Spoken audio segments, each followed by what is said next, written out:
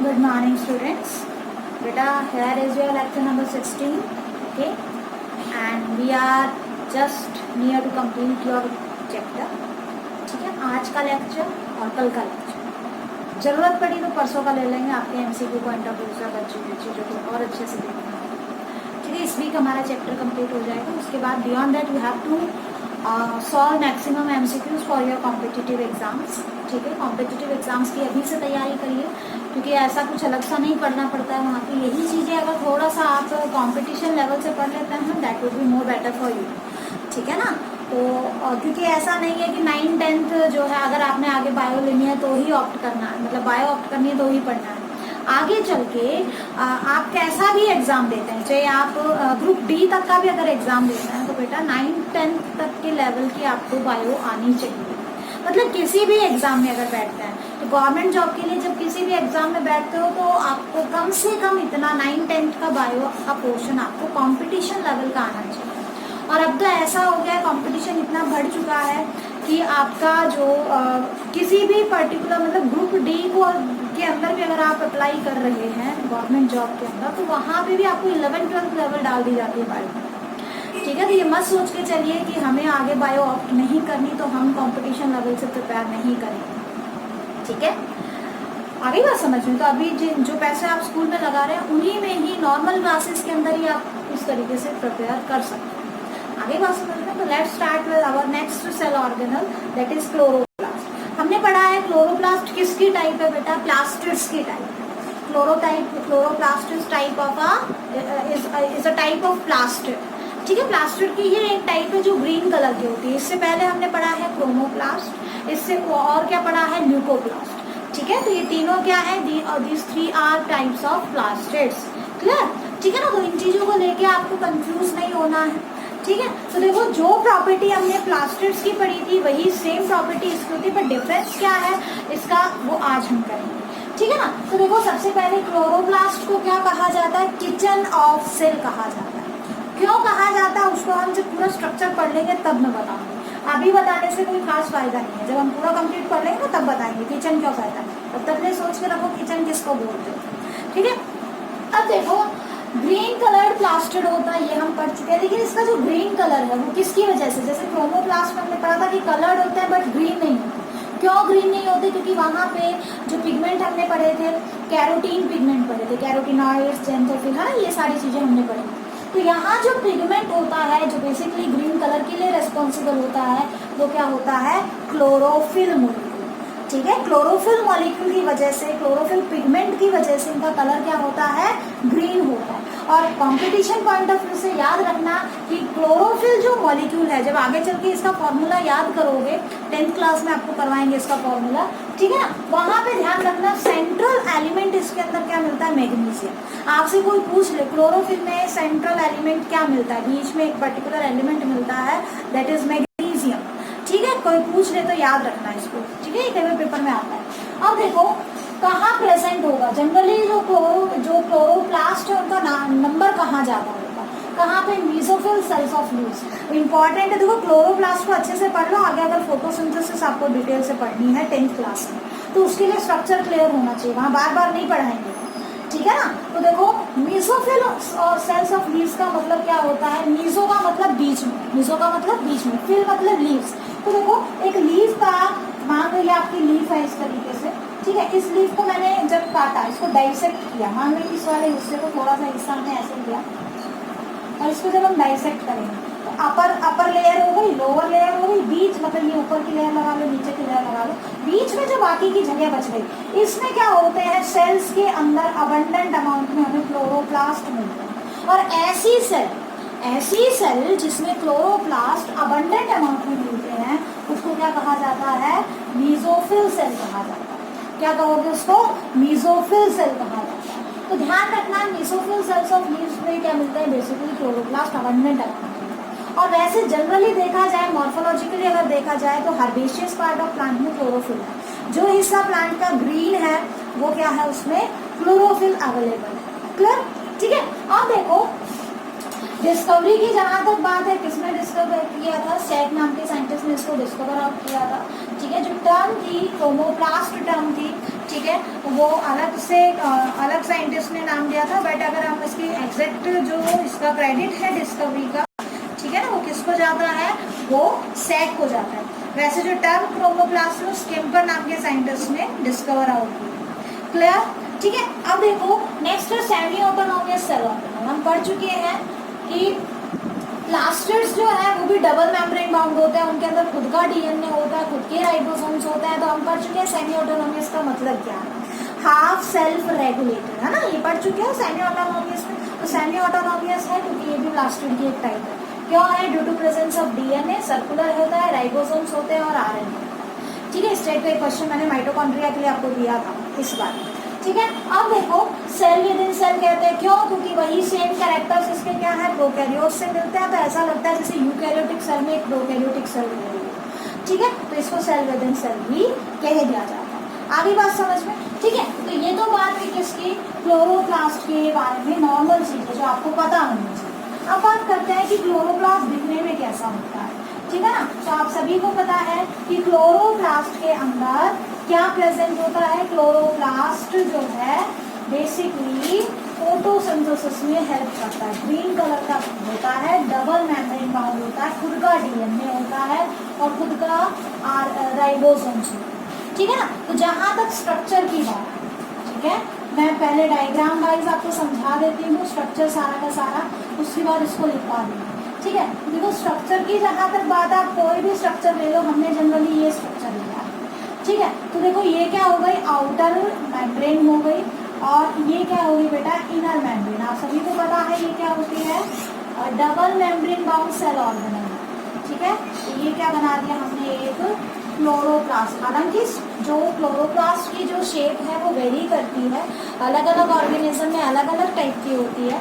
ठीक है, जैसे अगर हम बात करें आपके जो है क्लोरेला एल्गी की बात करें, वहाँ पे स्पाइरल शेप होता है। ठीक है ना, वहाँ क्लोरोप्लास्ट ऐसा नहीं दिखेगा, वहाँ पे क्लोरोप्लास्ट कुछ ऐसा दिखेगा। आगे ना समझ में, तो शेप वेरी करती है नो डाउट।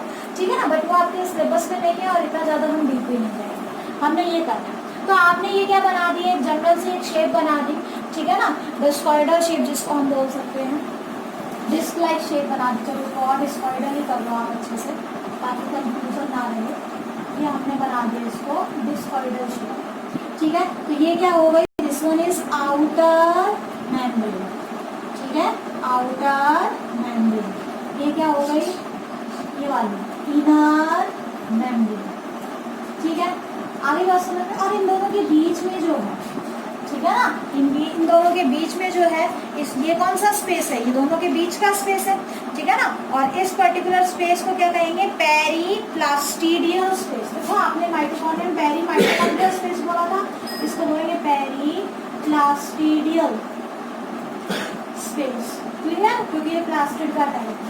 ठीक है ना, अब अंदर जो लिक्विड है, अंदर वाला जो चैम्बर है, इस अंदर वाले चैम्बर को क्या बोलते हैं, इस चैम्बर को बोलते हैं स्ट्रोमा। और इसके अंदर क्या भरा हुआ होता है, मैट्रिक्स भरा हुआ होता है, जैसा आपने माइटोकॉन्ड्रिया में किया। ठीक है, अब क्या होता है कि धीरे धीरे एवोल्यूशन जब हुआ, तो यहाँ से मेम्ब्रेन, इनर मेम्ब्रेन टूट के और कुछ इस तरीके से एग्रीगेट होने लगे। ठीक है ना, तो देखो क्लोरोप्लास्ट के अंदर आपको एक मेम्ब्रेनियस नेटवर्क मिलेगा, मेम्ब्रेन का बना हुआ एक नेटवर्क मिलेगा।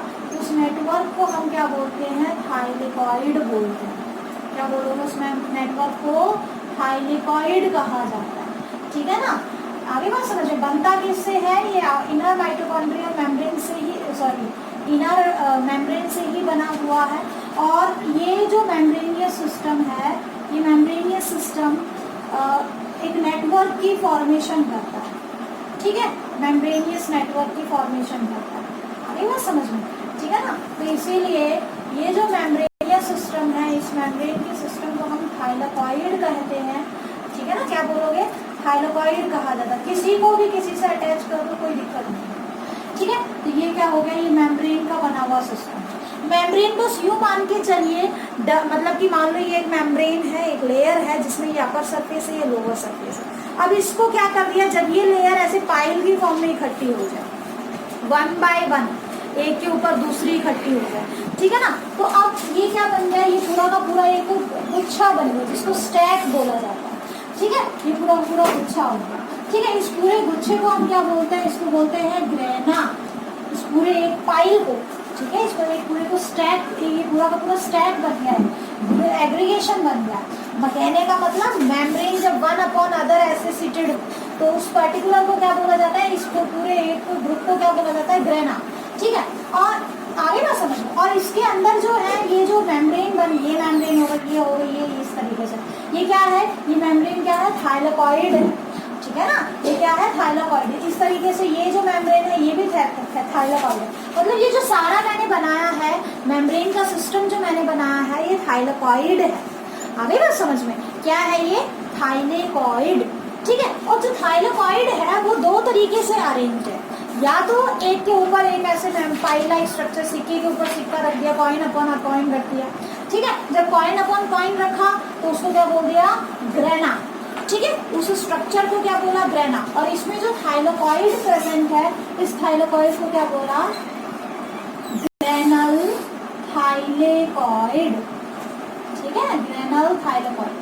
आगे बात समझ में। और ये जो स्ट्रोमा के अंदर जो आपको नॉर्मली एक ग्रेना को दूसरे ग्रेना से जोड़ने वाली जो थाइलेकॉइड दिखाई दे रही है, इसको क्या बोलते हैं बेटा, स्ट्रोमल थाइलेकॉइड। थाइलेकॉइड।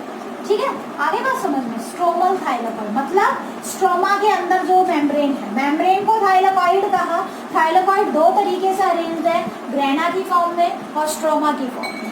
ठीक है, आगे बात समझ में। तो इस तरीके से ये क्या हो गया, ये स्ट्रोमल थाइलेकॉइड हो गया। इसी को बाद में फ्रेट चैनल्स के नाम भी दिया गया। ठीक है, इंटरग्रेनल जो है, दो ग्रेना को जोड़ने वाली इंटरग्रेनल थाइलेकॉइड भी बोल देते हैं।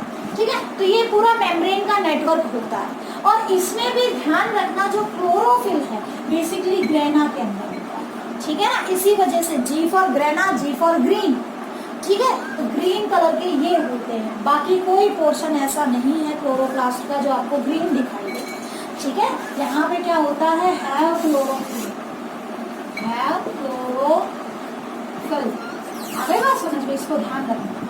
ठीक है, ये जो स्ट्रोमा है, इस स्ट्रोमा में कुछ ऐसी एंजाइम होती हैं जो फोटोसिंथेसिस की अपनी अलग से रिएक्शंस करवाती है, आगे हम पढ़ेंगे। ये हो गया इसका, क्या हो गया, डीएनए।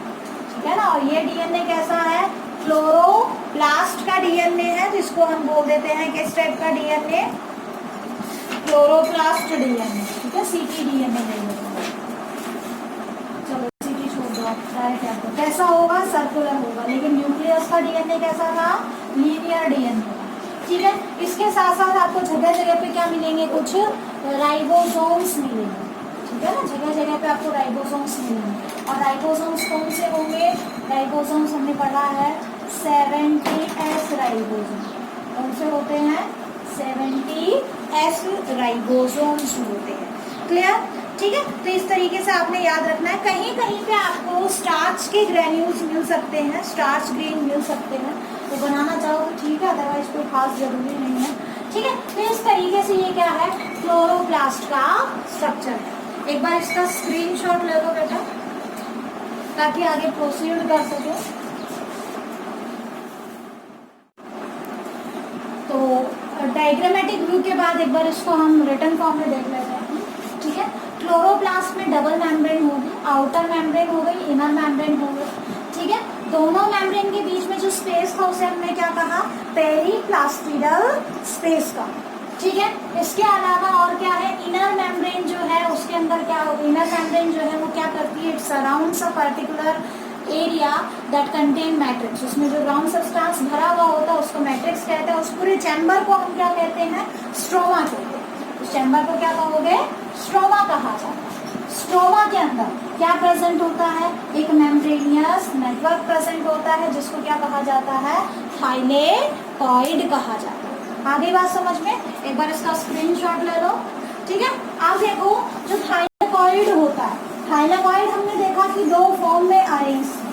ठीक है ना, थाइलेकॉइड जो है वो दो फॉर्म में अरेंज है, या तो ग्रेना की फॉर्म में है या फिर नॉर्मली स्ट्रोमा के अंदर प्रेजेंट है। ठीक है, जिसके बेस पे हमने उसको दो पार्ट्स में डिवाइड किया है। आगे बात समझ में। ठीक है, तो देखो हमने क्या लिखना है, this is very very very important, इसको लिख लेना, वेरी वेरी वेरी इंपॉर्टेंट। ठीक है, क्या Thylakoids are arranged in two ways, दो तरीके से, ठीक है ना। एक तो क्या है, पहला तरीका क्या है, इन दी फॉर्म ऑफ पाइल्स, ठीक है, पाइल्स की फॉर्म में, वन अपॉन अनदर, ठीक है, फॉर्मिंग अ स्टैक,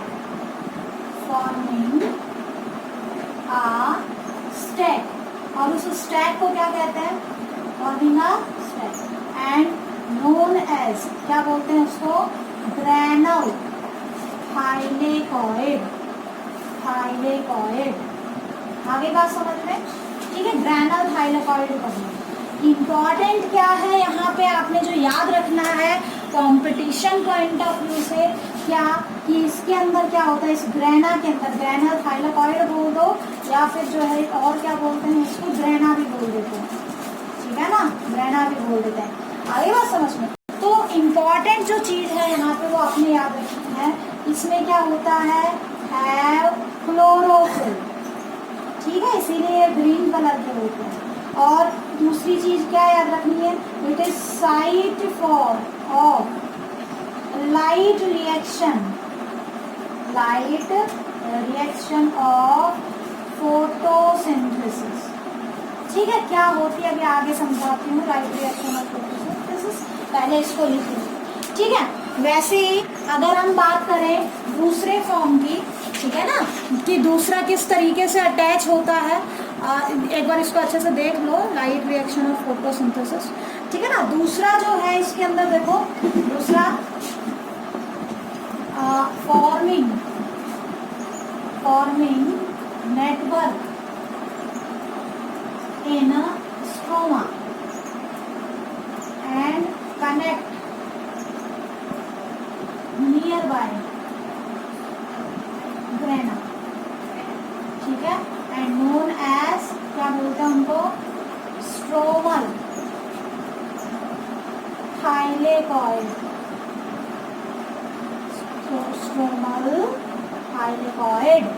ठीक है, या फिर इन्हीं को क्या बोल देते हैं, फ्रेट चैनल्स। आगे बात समझ में, ठीक है, इंटरकनेक्टिंग भी बोल देते हैं। और इम्पॉर्टेंट जिसके बारे में आपको याद रखना है, ठीक है, it is site of dark reaction of photosynthesis. देखो फोटोसिंथेसिस के बारे में डिटेल से हम पढ़ेंगे 10th क्लास में, ठीक है ना, एक बार स्क्रीनशॉट ले लो इसका, 10th क्लास में पढ़ेंगे। अब क्या होता है, फोटोसिंथेसिस में दो रिएक्शन चलती है। फोटोसिंथेसिस का मतलब है कि सनलाइट का यूज करके और हम क्या बनाएं, ग्लूकोज बनाएं। तो हमारे अंदर ये एबिलिटी नहीं है, क्योंकि हमारे अंदर क्या नहीं है, क्लोरोफिल नहीं है। बेसिकली क्लोरोफिल का मेन काम होता है सनलाइट को ट्रैप करना, ठीक है ना, और इसीलिए हमारी बॉडी क्या नहीं कर पाती, हमारी बॉडी फोटोसिंथेसिस नहीं कर पाती, ठीक है। तो ऑब्वियसली लाइट को जब हम ट्रैप कर रहे हैं, तो देखो रिएक्शन में, फोटोसिंथेसिस में दो रिएक्शन होती है। एक होती है लाइट रिएक्शन, जिसमें डायरेक्टली सनलाइट की जरूरत पड़ती है, ठीक है। उस दौरान जो है, जो पर्टिकुलर क्लोरोप्लास्ट है, वो क्या बनाता है, वाटर को तोड़ता है, ठीक है, स्प्लिटिंग ऑफ वाटर करता है और कुछ ऐसी मिलिट्री पावर्स बनाता है, ठीक है, फर्दर रिएक्शंस को प्रोसीड करवाने के लिए। अभी आई थिंक नहीं समझ में आएगा आपको, आगे हायर लेवल पे समझ में आएगा। फिलहाल के लिए बस ये देख लो कि फोटोसिंथेसिस में दो रिएक्शन होती है, एक तो लाइट की प्रेजेंस में होती है जिसको लाइट रिएक्शन बोलते हैं, ठीक है, और दूसरी रिएक्शन क्या होती है, लाइट रिएक्शन में जो चीजें बनी है उसका यूज करती हैं, लेकिन डायरेक्टली सनलाइट यूज नहीं करती, ठीक है ना। They are using the products of light reaction. तो ऐसी रिएक्शन जो डायरेक्टली सनलाइट का यूज नहीं करती, ठीक है, उसको क्या बोलते हैं हम, इसको यहाँ से काट दो बेटा, ये नहीं आएगा इसमें, डार्क रिएक्शन में ये नहीं आएगा, स्ट्रोमा के अंदर, ठीक है। तो अगर हम बात करें किसकी, जो है डार्क रिएक्शन की बात करें, ठीक है, तो डार्क रिएक्शन क्या होता है, बेसिकली जो है आपका किसके लिए होता है, जहाँ पे सनलाइट डायरेक्टली यूज नहीं होती, तो जो स्ट्रोमा वाला पार्ट है, स्ट्रोमल थाइलाकॉइड को मैंने बाय मिस्टेक बता दिया, स्ट्रोमा के अंदर, ठीक है, स्ट्रोमा के अंदर बेसिकली क्या होता है, डार्क रिएक्शन चलती है, यानी कि लाइट रिएक्शन ग्रेना में होती है और डार्क रिएक्शन कहाँ होती है, स्ट्रोमा में।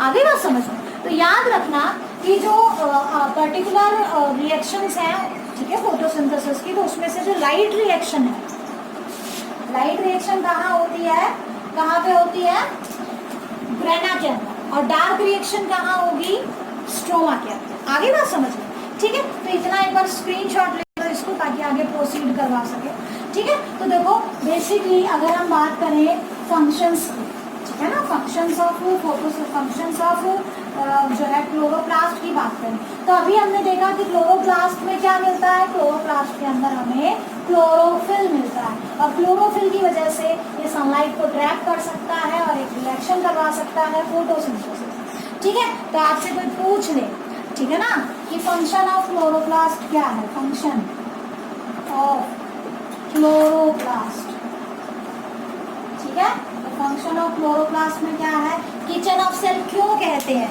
क्योंकि ये क्या करता है, प्लांट के अंदर फूड बनाने में हेल्प करता है। प्लास्टिड के टाइप पर उसे प्लांट्स में मिलेगा, हमारे अंदर तो मिलेगा नहीं, ठीक है। तो it is site of photosynthesis, ठीक है। और आप सभी को पता है कि फोटोसिंथेसिस में ultimately carbon dioxide plus water plus का यूज करके क्या बनता है, ग्लूकोज, फूड बनता है। इसीलिए इसको क्या बोल देते हैं, ऐसी जगह जहाँ फूड बनता है उसको क्या बोलते हो, किचन बोलते हैं, है ना। तो इसीलिए इसको सेल का किचन बोलते हैं, ठीक है। तो देखो अब फोटोसिंथेसिस की लाइट रिएक्शन, फोटोसिंथेसिस की लाइट रिएक्शन कहाँ होती है, इन ग्रेना ऑफ क्लोरोप्लास्ट, ठीक है। आगे बात समझ में। और आपसे कोई पूछ ले कि जो डार्क रिएक्शन है फोटोसिंथेसिस की वो कहाँ होती है, ठीक है। तो देखो वो मैंने बाय मिस्टेक बता दिया था, ग्रेना स्ट्रोमल थाइलाकॉइड में नहीं होगी, कहाँ होगी, इन स्ट्रोमा, ठीक है, इन स्ट्रोमा, क्योंकि यहाँ पे एक एंजाइम होती है रुबिस्को एंजाइम, उसकी वजह से, ठीक है। आगे बात समझ में, कितना कर लो, यहाँ पे लिख लो, chloroplast is known as kitchen of cell, kitchen of cell, because in chloroplast food is synthesized,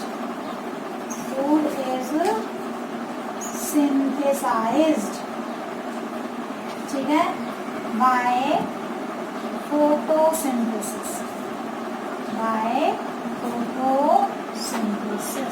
ठीक है। Now it should be clear in your mind why it is known as kitchen of cell. इसको kitchen of cell क्यों बोलते हैं, question कई बार पूछ लिया जाता है।